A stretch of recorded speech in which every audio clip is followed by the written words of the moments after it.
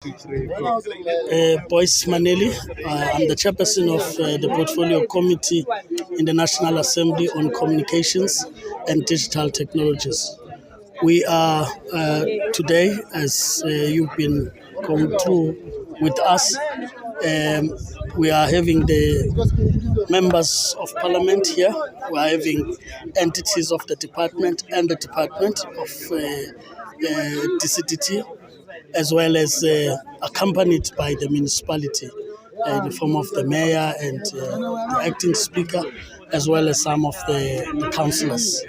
We are visiting sites where the government has spent money in terms of ensuring connectivity for our people.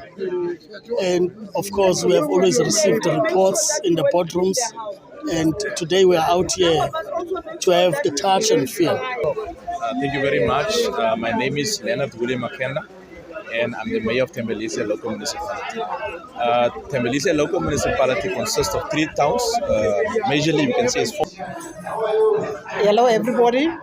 My name is Atobele Marikimela. I'm the principal at Ikageng Intermediate School. It's a farm school in the rural areas. As you can see, our school is surrounded by 21 farms. Good morning. My name is Councillor Jamin Lifam Kosana. I'm the acting speaker of Thembelihle Local Municipality. The initiative of today, we welcome it from the department. The experience. Okay, my name is Gladys and my surname is Maleho. I'm actually the court manager at the magistrate in Douglas. At least Parliament have really honored us to install a Wi-Fi connectivity here in the office of the Magistrate Court in the Northern Cape. Dr. Patwali Mutuvi, the Chief Director responsible for broadcasting digital migration rollout in the country. The project started way back, but the process of providing indigent households with the government subsidized decoders started in December 2016. It started here in the Northern Cape.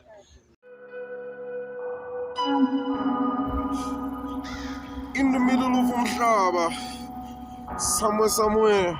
What's up, big dog?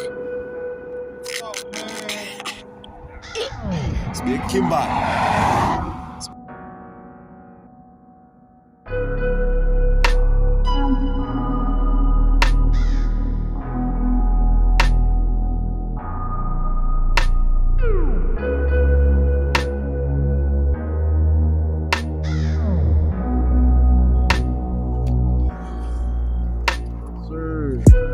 We about to hit the road.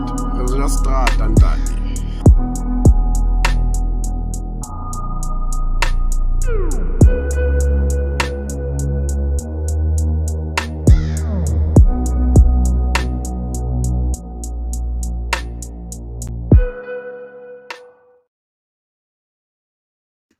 What's going on, everybody? Welcome to it, man. This is the Free Ride Podcast. Thank you very much to all of you who keep liking, sharing, and commenting on all our platforms. And of course, if you haven't subscribed, please do subscribe. Tell others about this show. This is just a purely information sharing content that I produce on this show. And I really appreciate all of you for watching and sharing and liking. All right. So it's been a crazy week. Had some personal matters to deal with in Northwest, but then the big task for me for last week was to go to the Northern Cape for the very first time, going all the way to Kimberley, Bafwe to Kimberley. I hit the N12 all the way, passing Klerksdorp, Ventersdorp, and a couple of other towns, heading off to the Northern Cape. A very interesting ride. I did it with my boy Figo, who joined me. He was like, Prasit, then my trip was so much easier. And of course, I was invited to go and cover this very groundbreaking project that many of us didn't know about it. I didn't know. Figo didn't know about it. I didn't know that it was being implemented. But I remember back in 2013 when government was promising to actually connect the rest of South Africans to the internet. So there's a project called SA Connect, and this SA Connect project is basically the implementation of the national broadband policy that was approved by Cabinet in 2013. So SA Connect seeks to meet the technology goals of the National Development Plan of creating an inclusive information society and to position government to play an enabling role in the provision of broadband connectivity gaps. Of course, they targeted these district municipalities. These are small municipalities with about 2,000 households, 2,500, 3,000 households. So these are small municipalities in these provinces, okay? So this project is going to be rolled out in phase 1 and phase 2. So initially, government thought, listen, we've got to connect our people. And where do our people go? They go to our facilities. So let's connect our facilities first. So there was about 6,135 government facilities that were earmarked, okay? But because of the budget, they then decided, wait again. Let's focus phase 1 on a few of these sites. So we're going to look at 970 government facilities. These are your schools, these are your clinics, these are your courts, and of course, your post offices. And of course, this was an oversight that was done by the committee that is responsible for communication and ICT services. So we're led by MPs, a group of MPs, members of parliament, together with a chairperson, Date Boise, who I'm going to chat to on this show. And of course, just to hear what their responsibilities are and why they are there in the Northern Cape. So I'm going to chat to a couple of people from the clinic, people from the school, the principal, the nurse, and of course, some technology boffins are going to tell us a little bit more about this project. These are the guys that come from a company called BBI as well as CETA. So the entities that are rolling this project out is State Information Technology Agency. It's called CETA.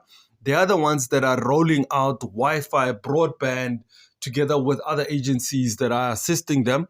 And of course, one of them is BBI. And you'll hear later on from BBI, the guy will explain how they actually work in rolling out broadband to these remote areas. Now, I'm talking about farm schools. I'm talking about areas that are like, just from Kimberley alone, we went to this town called Hope Town. It is 120 kilometers away from Kimberley. It's a long drive. All you see is land. So we went to these places. So they connected kids and schools and community members have an opportunity to access these schools. So we went to a couple of facilities. So check it out on this video a little bit later on. But now let me tell you about the district that have been targeted. So firstly, it's Dr. Kenneth Kaunda in Northwest, Thabo Mofutanyane in the Free State, OR Tambo in the Eastern Cape, Vembe in Limpopo, Gert Sibande in Mpumalanga, and Pixley Kaseme in the Northern Cape, and Mgungundlovu in KZN. You'll notice that some of us here in Gauteng, we've got a couple of choices when it comes to broadband and Wi-Fi infrastructure. So we're a bit more lucky. But the guys who are living far in the outskirts of the country don't have access as much as we do. So, all right. So let's get on it, man. Let's check it out. Okay. So the first interview I get to speak to is a gentleman who comes from the Department of Education. I get to hear from the principal. So, check it out. Let's go. Boom. Good day. My name is Kevin Fries. I'm a subject advisor at the Department of Education, Pixley Kaseme.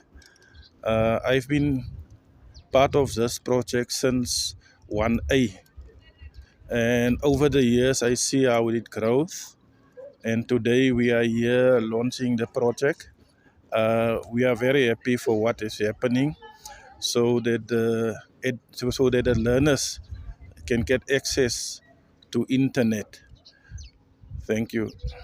How will this internet just benefit the learners? Will it benefit the community as well, or just the learners at the school?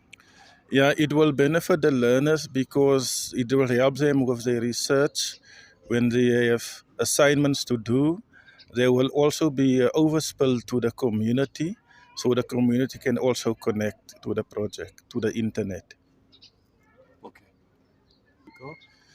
Yeah, the internet speed is it runs at a speed of 10 megabits per second. So they have 2 points that they can connect. They can connect via WLAN, SEC-WLAN, or they can connect via guest. The guest is run at the speed of 2 megabits per second, and SEC-WLAN runs at the speed of 10 megabits per second. Okay. Yeah, the more people that are on the internet, obviously the slower it's going to be. But for a school this size, it's going to be very slow because 10 megabits is not very high speed. So they need to increase the bandwidth of the speed. The principal of Steinville Primary School since 2020.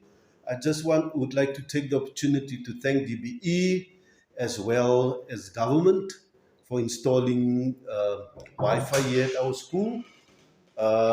It will be very beneficial to all of us, and we can do things like research on the internet, do translation. Learners can, for instance, can read books on the internet. We can watch educational videos on YouTube, and like I said, it will be beneficial to all of us.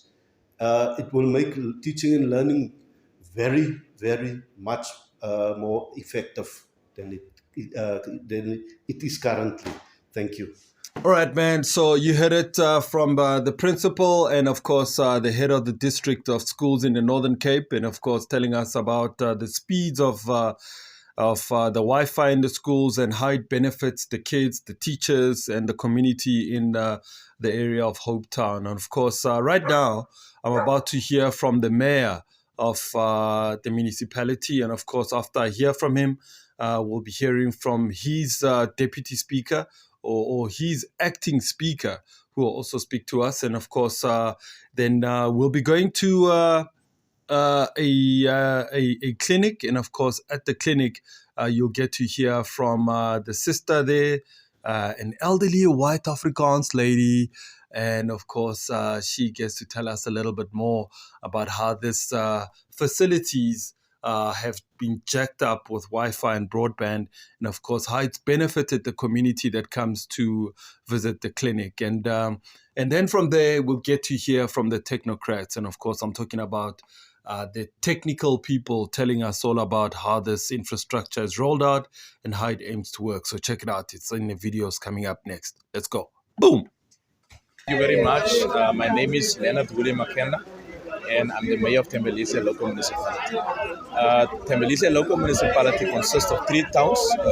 Majorly, we can say it's 4 towns, which is Streetenburg, Hope Town, and Oranje Rivierstase, and even Oranje is also part of our jurisdiction. I think today's engagement with the Department of Communications and Telecommunications really assisted the community of Tembelise, because we had an opportunity to raise our voice in terms of what we are experiencing on the ground to honorable members in Parliament. So this visit is really beneficial to the municipality. As the school, really the school is fortunate to have members of Parliament to come here, to come and make sure that the services that was installed in the school, in order to make sure that the school and the broader community benefit from it. They can come and see with their own eyes that is this infrastructure really beneficial to the community or not. So that's why I would like to thank the Department of Telecommunication really for coming to the school, and we are going to go to different areas now in order for them to also to see that what we are really experiencing on the ground. Thank you very much. Thank you very much, Mr. Mayor. Thank you. Good morning. My name is Councillor Jamin Lifam Kosana. I'm the acting speaker of Tembelihle Local Municipality. No, the initiative of today, we welcome it from the department. The experience, it is quite good. The mood is good. All of the devices that has been installed in the different locations, they are working. So this is an advantage to the community at large, and also to every citizen of Tembelihle. Thank you so much. Thank you, sir. Cheers. Honored to have all of you here today. Ne? At Houtjan Clinic, it does not happen every day, but thanks for coming here.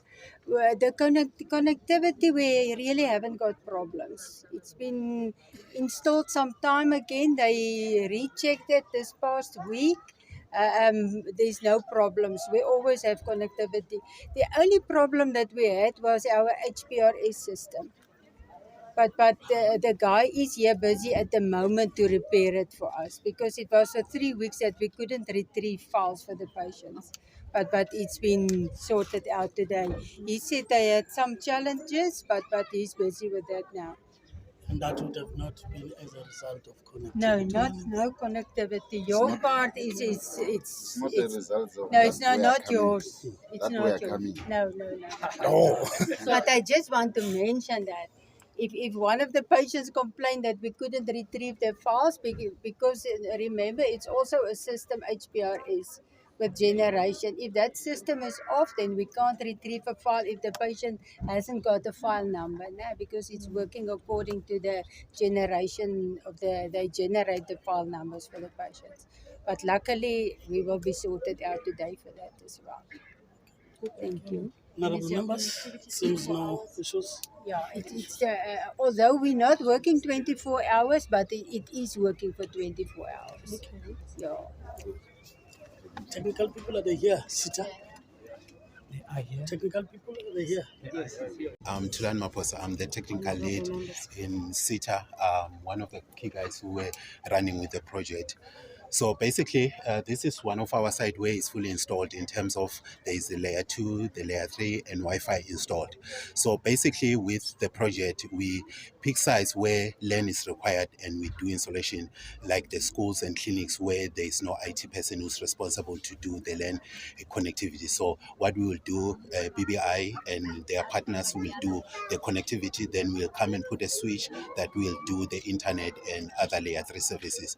Then from there, we then put APs. Depending on the size of the sites, we put between 2 and 4 wireless APs, depending on the size of the sites. Then we also put a LAN for their connected devices so that they can integrate into the system, so to facilitate uptake of the services. So this is one of the sites where we've got LAN connectivity and also Wi-Fi connectivity. The school where we are, there's still a process to connect to do the Wi-Fi. We just put one access point. We still need to come to do the 3 access points and also do the LAN, extend the LAN to the admin area, because currently sitting in the computer room. So that's the whole scenario on how we do the connectivity for SA Connect. Then we do some training as well in terms of the handover. We will tell the people how the solution works. One thing that we picked up is we need to put, although we give them contact details, as people change, then they lose the contact details, because we run a 24/7 knock at SITA, whereby we monitor the sites. Where you find that maybe we took a contact for a person and has left the facility, we try to call, some will tell them, no, I'm no longer there, or the number has changed. So we also leave our contacts, but what we've embarked on is to put stickers on the cabinets, whereby we say, if there's a fault, you can call this number. Although we monitor the sites and pick up the faults, but we still request the clients to actually give us if the site is down. We will do a first line support in terms of calling the site to find out, is it power? Do we have power in the site? Are the devices connected? Because what will happen, some of the power people will plug kettles and all of that into the plug or trip the power source. So we'll also do first line support. If then we establish that the issue is not on the site, it's on the service itself, then we head over to our service provider with BBI, who will then troubleshoot the layer 2. Then we resolve. We also have insurance in place in terms of the equipment itself. In terms of if the equipment gets stolen or damaged, we've got SLAs in place to replace that equipment. Although at certain areas it may take take some time, where you find that the site is relocating or the site was spent down and they can't give us a new facility where we can put the equipment at, so it might delay. But we do have those in place in terms of security, insurance for the equipment, and also a replacement of the equipment itself in terms of if it malfunctions, then if it's Cisco or Huawei, we go back to them for replacement of the equipment. Yeah. My good morning, honorable members, councillors, mayors, the operations manager, and my name is Peter Mafahani. I'm from BBI. I'm the acting chief technical officer, and I think my colleague here Tulani has really summarized it so nicely. So, and I'm actually so happy to be here to see what we actually do for the people, because as we sit there in Joburg, and from our central operations center, you can't really see the impact of what you're doing. I mean, we speak technology, but at the end of the day, you want to give services to the people that they can use the internet, for filing, for the schools. I think we had a very good feedback from the school as well. And so BBI, we provide what we call, I think the honorable member asked there about phase two, phase one. So we provide what we call layer two. So we provide physical connect, as the CEO said, highway. Is as an analogy, it's like an N1. We provide connectivity between two cities. Let's say Bloemfontein and Kimberley. We are the highway, and on top of that highway, we've got the trucks carrying all the stock, which is what CITES is providing, which has services that run on top of that highway. And we work with small and medium enterprises to do what we call the last mile from this clinic back to our core network. We have a fiber core network. The signal will go via the air, and we use what we call access network providers, which are SMMEs that we are empowering as part of this program.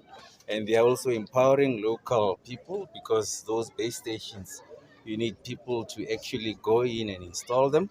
And then the signal will go into our core network, which is fiber backbone.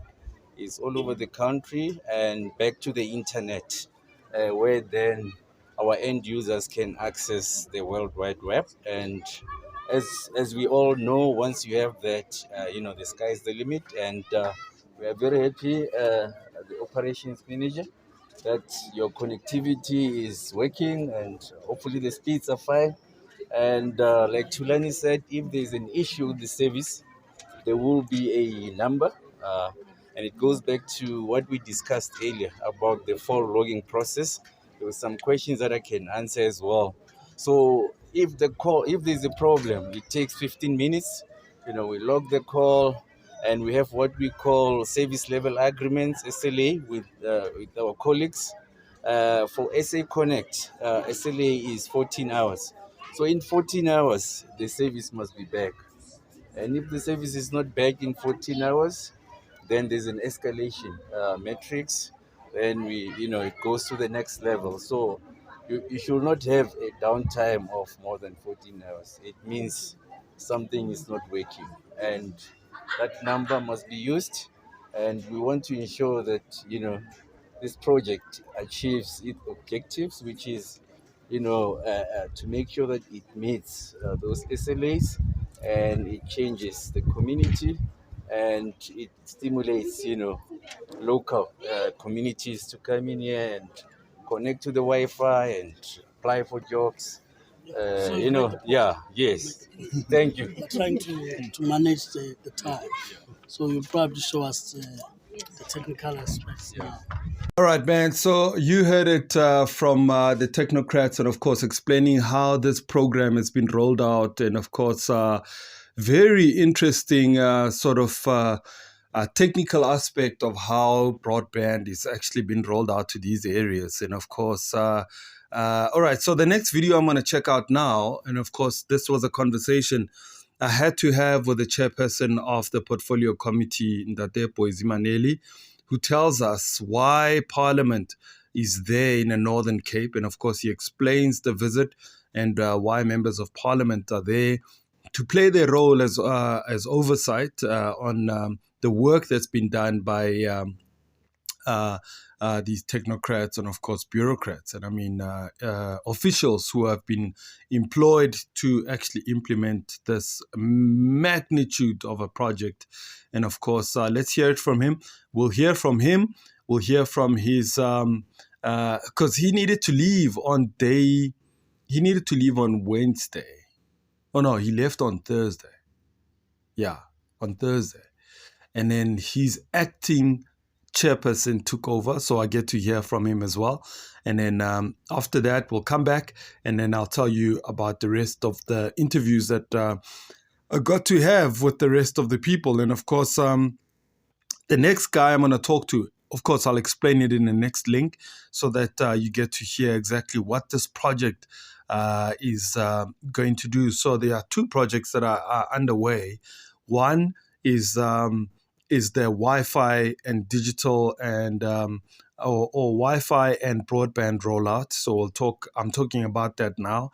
There's another one that is aimed at sorting out our issues around TV, or it's called the DTT. I'll explain it in a short while. But for now, let's hear it from the members of parliament, what they had to say. Let's go. Boom. Boyce Maneli. I'm the chairperson of the Portfolio Committee in the National Assembly on Communications and Digital Technologies. We are today, as you've been going through with us, we are having the members of parliament here. We are having entities of the department and the department of DCDT, as well as accompanied by the municipality in the form of the mayor and the acting speaker, as well as some of the councillors. We are visiting sites where the government has spent money in terms of ensuring connectivity of our people. And of course, we have always received the reports in the boardrooms, and today we are out here to have the touch and feel. But more importantly, to check what has been the experience of our people in terms of the services that they are receiving. From the school that we started in the primary, we have been able to get very good feedback from the principal that things are working, right? And that this has been quite beneficial to them. But of course, because we are looking at the area in totality, there are areas in the district, as reported by the department, that need attention, that have not been working as supposed to be. We are putting, as part of our oversight, some conditions in place to say this is how we're going to judge if there's improvement, and there's commitment to make such improvements. As I'm standing here now, we are in a site, it's a community hall, but this is a partnership between the municipality and an NGO in terms of usage, but the connectivity is that of funded by USASA, one of our entities, done by BBI. Of course, this site also is functioning perfectly well. But as I said, it is not just about the sites, but the community within the radius, whether they are able to access Wi-Fi free, as it is a government program. And the confirmation we have is that indeed this is happening. Right? But of course, we have seen the youth center, the container behind me, right? It is not an ideal place, but we do appreciate that the young people, having seen that that they've used before would have been vandalized, they've not withdrawn the services, but came back to use the container. At least there's commitment from the mayor. The executive mayor has committed that they would look for an alternative space where these young people could be accommodated, and the department could then bring the other entities like NEMISA to help also with digital skills by recruiting young people to take part and take the opportunities that the digital economy presents before them. And the mayor, we would have agreed we are going to hold him accountable. We'll be talking to him to just check how far they've moved on that, but also touch base with the young people here as to whether indeed they are now ready for us to send the department and the entity that needs to assist them in this regard. Thank you so much, sir. Dr. Patwali Mutuvi, the Chief Director responsible for broadcasting digital migration rollout in the country. The project started way back, but the process of providing indigent households with the government subsidized decoders started in December 2016. It started here in the Northern Cape because of the square kilometer array project, and the objective was to ensure that those telescopes are freed from any potential interference. We are here in the Northern Cape. Approximately 90,000 people have registered, which 99% of them have been connected. Those that we did not find have not been connected are the ones that we perhaps did not find because of either not being available. Some have deceased. And the process that we are doing now, the portfolio committee is visiting here to check the workmanship and the experience of beneficiaries on the work of the program, on the program itself of the broadcasting. How has the process changed the people around, the lives of people of broadcasting services? Yes. So what is DTT? Digital terrestrial television. It means that consumers or people are receiving television services from the towers, transmitters that are known as towers. Or directly to their TVs? To the TVs, from the towers to the TV. So we have two means of broadcasting services, the one that comes direct to home and the one that comes through the towers. And then, so what is satellite to the TV and the transmitter or tower to the TV. Okay, and then the process is setting up a household should get a box and then a dish. Is that the beneficiaries who qualifies were households that have a combined income of 3,500 and below, and they were visiting post offices in different areas. They get registered, they qualify, and then the government appoint installers to install. Important to indicate is that the government has taken a position of in appointing local installers to mitigate challenges of people not finding households because they don't know them. And secondly, to also realize the post-installation support. If there are problems, somebody who is local is able to engage and resolve the problem. Okay. Why are we going the DTT route as a country?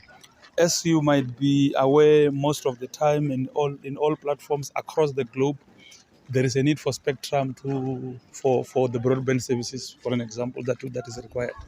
Okay. And other related services that is needed by the mobile network operators for internet connectivity and other services. Oh. And then does this mean that it opens up frequencies for television as well as radio as well, or just TV? Currently, if you open that box, you have all SABC radio station, 19 radio station in the very same box that the government is providing. Okay. We also have 7 SABC channels, more than the ones that you get when you are in the analog platform. We also have about 5 ETV channels in that box. That tells you that once the spectrum is fully released, SABC will have more channels. And that is why the government and SABC is encouraging communities to start generating content from their culture, any dances and whatever that they can do, so that they can be able to feed the channels that will be made available by the release of spectrum on the SABC channels. After this, SABC will have even more channels competing with multi-choice and others that are on that platform. Well, thank you so much for chatting to us. Thank you very much. We encourage you as media to talk more about moving from analog to digital, because there is more to achieve from the platform itself. As I have indicated, we will have more channels, and the moment we release the spectra, we'll be able to realize the so-called cheap data must fall can only be realized once we have moved on. Yes. No, thank you so much for chatting to us. Thank you very much. Thank you. How do people apply if they need to apply? The registration process has closed in September 2022, but those who are still left behind can still go to the post office and complete the forms. The government is working on the process of getting those considered afterwards. Yes. Thank you very much. Yes, my name is Siba Mulala. I'm here on behalf of the Portfolio Committee on Communications and Digital Technologies. We have been visiting our sites where our people need some connectivity, Wi-Fi, so that they can access internet and access other services as it relates to education, so that they know they can do their assignments. Also access to our healthcare facilities. So we visited at least 3 of them today. We went to the health center here in Hope Town, and we were quite impressed with the service there. The patients, while they are in the health service center, they are able to access the network. We went to Snailville Primary School. I think also there the services are quite good. However, there are some few challenges with regard to areas like Colesberg, where they said fiber has been broken, but we notified BBI, they are attending to the matter. And so we are together with our SOEs here, so that any challenge that we have, definitely they must then attend and give us feedback. Yeah. Just your experience with the DTT rollout. We did oversights in specific houses. Your experiences there? Yes, I think most of the houses that we visited, the report we got, because there was load shedding at the time we were in those areas, but the report we got from those houses was that they have 4 channels, SABC channels that they have access to. But most of them, they were doing well except for 2, where we requested both USASA and Centec to intervene, where they had 1 or 2 channels and they can't access the other. But we think the majority of them are doing well thus far. Yeah. Thank you. Welcome back to it. This is the Free Ride Podcast. Thank you very much for watching. And of course, if you haven't subscribed, please do so. And really appreciate you for commenting and taking part in watching and engaging me on this podcast. All right. So you've heard for yourself the people who are responsible to lead us in Parliament. They are out there going out to see that these projects are indeed being rolled out. Okay. So for now, this is going into day 2, right? So day 2, we were staying at the Sun One Hotel, myself and Figo. I'll show you the pictures. And 8 o'clock, we needed to be out, actually meeting our contact person that side. Relebokhile is the name. Very lovely lady. And so we got to be up by about 6, about 7, get ready, go out, go get breakfast, come back, collect my boy Figo. He's done. We have breakfast. 8 o'clock, we meet the team. We drive out. Now, we drive out to another area, which is called Douglas. Douglas is another 120-something Ks away from Kimberley, dog. Let me tell you what a long drive. Look, 120 Ks is not such a long drive, right? From where I live, It's about going to Pretoria and coming back. It's about 120 kilometers. Now, in Johannesburg, it's a bit different because now, you see buildings, there's highways, there's lights, there's... Yo, karaso bafowethu. This was just a long road. Yeah, man. So we hit our way to Douglas, and we get to Douglas just before we get into town. We stop at a first stop, which is a school, and I get to speak to this principal who's coming up next. But we stop there, check out the school. It looks like a new facility. It's a new, nice school. It's got tennis courts. It's got basketball courts, a netball court, and a soccer field, and really nice school. Farm school, 24 farms around, and I get to hear from the principal. She gets to tell us all about it. So let's check out the next video, man. Let's go. Hello, everybody. My name is Atobele Maricimela. I'm the principal at Ikageng Intermediate School. It's a farm school in the rural areas. As you can see, our school is surrounded by 21 farms. So our learners at this school come from different farms. They come from 21 different farms. That's how our children come here. They are bussed in with different buses supported by the Department of Education. So it was really a great thing to have Parliament here with us today, and we could tell them our problems. And they have promised they will come back to come and assist us with all our problems. I hope it's just not a promise. I hope they will come back and assist us. For the Wi-Fi, we are really grateful because we have been struggling for years in this farm school with Wi-Fi. So I cannot thank them enough. Thank you. Thank you, ma. I'm Lisa Lowe. I'm a PR councillor of Sianguma and a councillor at the district Pixley-Kasima. We are very grateful for the parliament that visit our town in connection with the communication and the digital Wi-Fi for our schools and our post office and SASA. The fact that our schools are really in need of Wi-Fi, especially our schools in the townships where our people can't afford Wi-Fi. So kids can do their tasks and whatever they must do to do their homework or schoolwork. So a great big five for our parliament that's visiting our town. We really needed that the visit, and we would love the whole of the parliament in all other areas to visit our town and see what is actually going on the ground.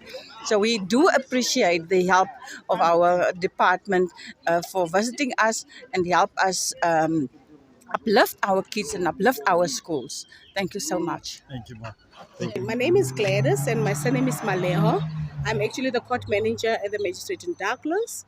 At least Parliament have really honored us to install a Wi-Fi connectivity here in the office of the magistrate court in the Northern Cape. Currently, it's even making it more easier for our magistrate to do his research on the network and to check on other documents to present in court. The network has been given to the magistrate. It's going to be given to the prosecutors and myself also. I have the network. We are using it.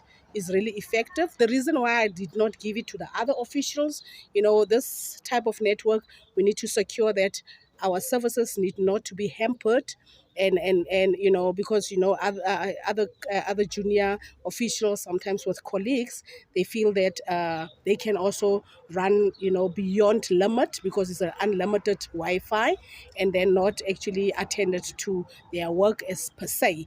But really, I'm still assessing that. I've been engaging with the company itself to see if they can make us, give us a password that can be limited to certain hours, maybe from 1 o'clock to 2 o'clock, so that they can also have the opportunity, to get into the network and do some other things maybe that they want to do. But primarily, I've been talking to the representative for the PSA. He actually even spoke to me and said, Magle, can you please give the password, and then we then assess how the process will be, and check also if there's anyone who's misusing the Wi-Fi. If it's been misused, then you can disconnect and then get another password. I've already spoken to Cici Lebo yesterday, and she promised me that there is a possibility that when we can give the password, they can also do, an analysis and check which of the people or the contact details or numbers are more on the network than what is expected. Now, I've actually even do an assessment and see that no, the network Wi-Fi will be also allocated to the other official within the building who have the the device that can be used with the Wi-Fi. So with that to say, I can conclude that really this is a good thing. It is really working for us. I don't know, because sometimes it's a bit slow, sometimes it's a bit fast. So I don't know if we're going to be bombasting it with a lot of officials in the office. I don't know if the slowness will still continue, or there will be much better process of how it's been running within the office. But so far, I am happy that there is connectivity. I also spoke to Mr. Reggie and Tabo. They were on the side the last time. They're supposed to move the network a bit, nearer to the other side, and also the one that is in the entry to be taken on the other passage, where the new magistrate of the regional court will also be commencing on work on the 1st of May, and also to get access and all the type of things. So this is actually what I wanted to bring across. This is actually what we are doing currently. Thank you for your assistance. Thank you for you guys for making our work to be more simpler. Thank you for seeing that this is a necessity. I really appreciate it, and all of the best, and hope that you also do it for other departments and other NGOs and so forth. And thank you for the government that we have voted for. Really, it really shows that it cares. Thank you so much from the bottom of my heart.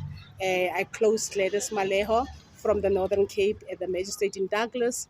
Thank you. Have a nice weekend. All right.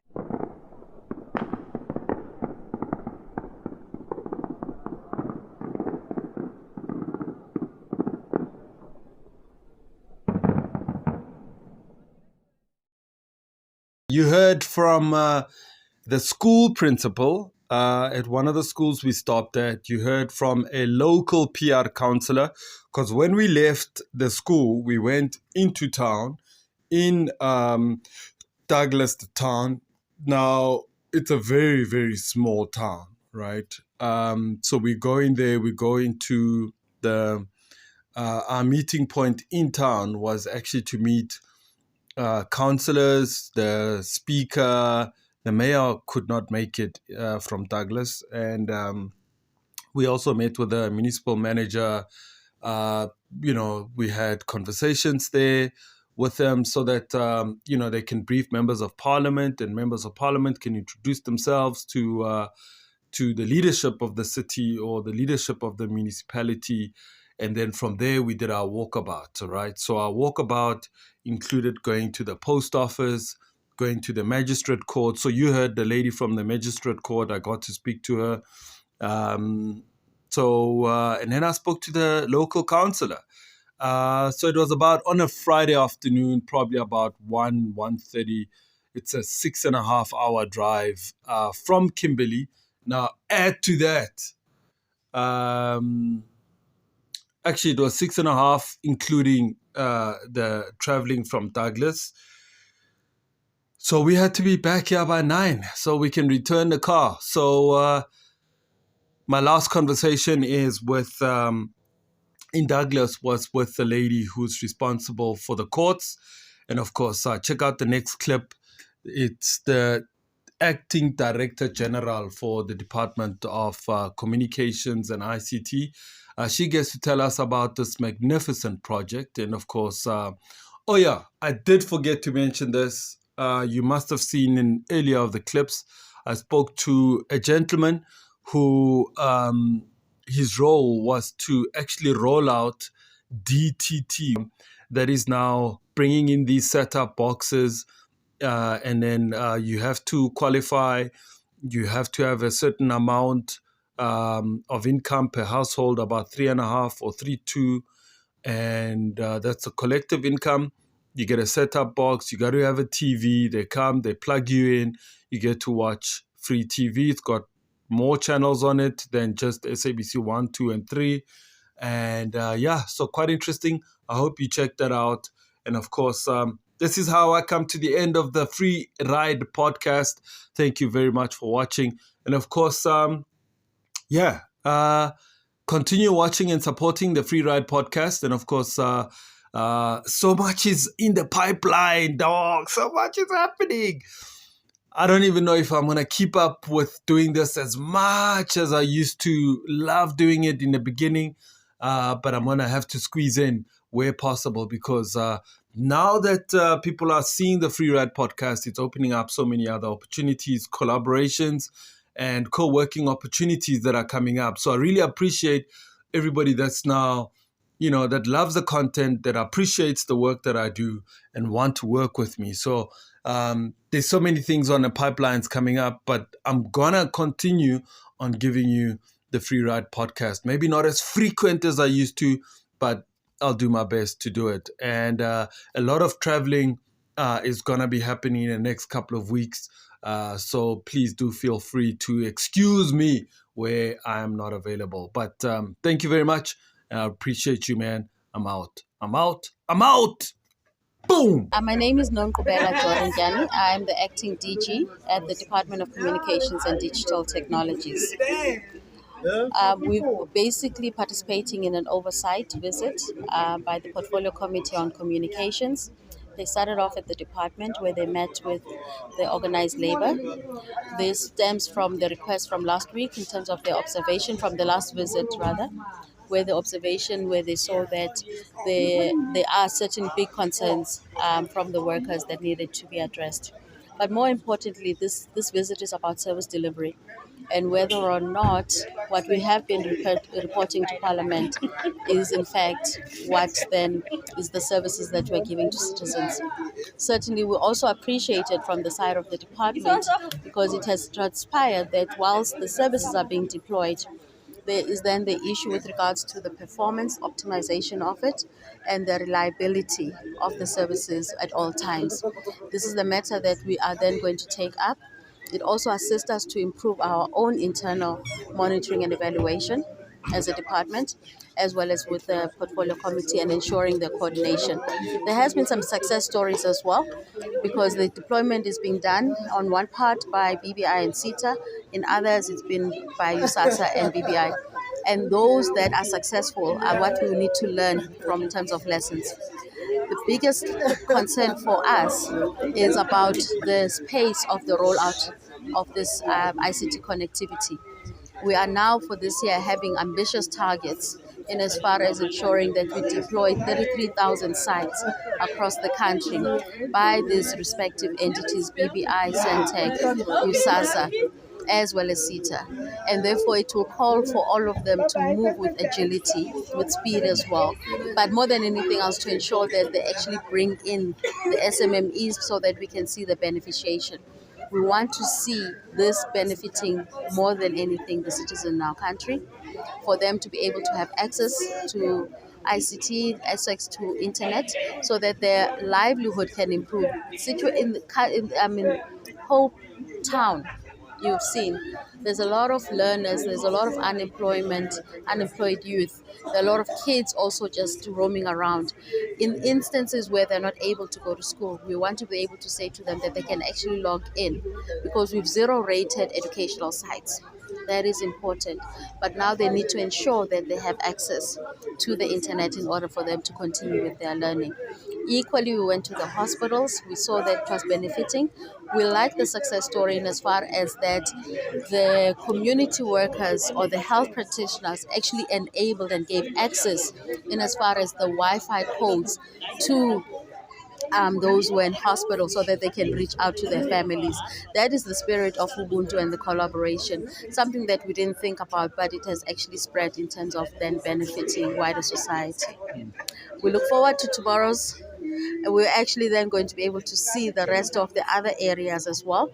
In those areas, we've noted that there have been challenges in the past, and it would also then call on us then to be more responsive. Thank you. Thank you.